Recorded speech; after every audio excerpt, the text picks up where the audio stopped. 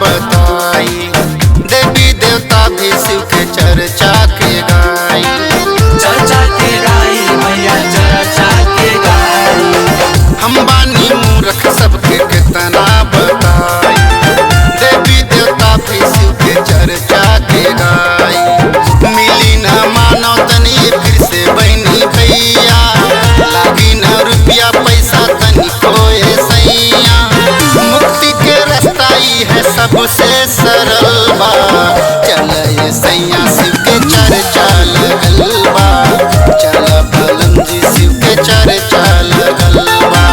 चलो बलम जी शिव के चर्चा लगल बा।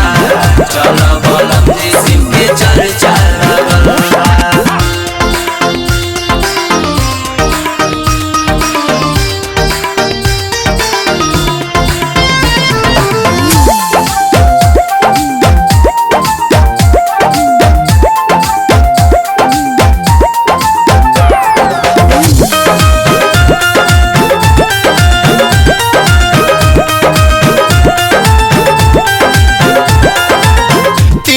सूत्र दिहले बाबा जी भैया, दया चर्चा के संग नमः शिवैया।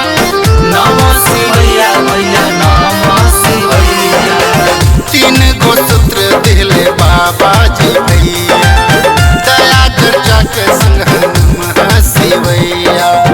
उनका दया से सब दुख मिट जाई, कह दे भैया बहनी घरे घरे जाई।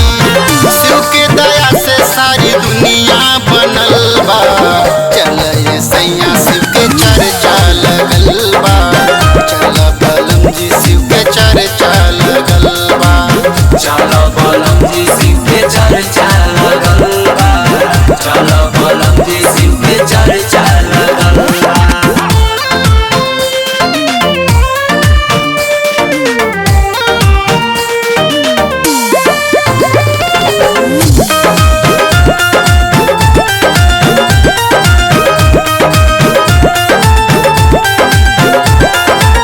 सोना चांदी से बढ़ के शिव के कंगनवा, जे नाही मानी ओकर पापी बमनवा।